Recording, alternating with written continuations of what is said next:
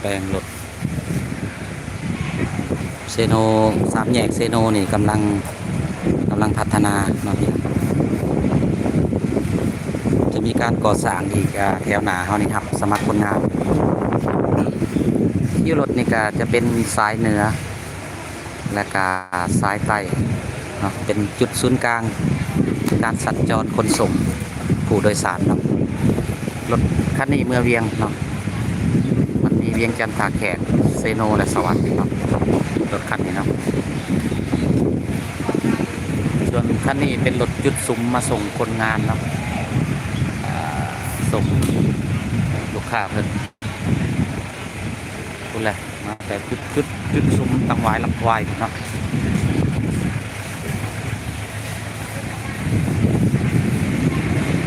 วันนี้เข้ามาไล่สดที่คิวรถเด้อพี่น้องคิวรถทางแบง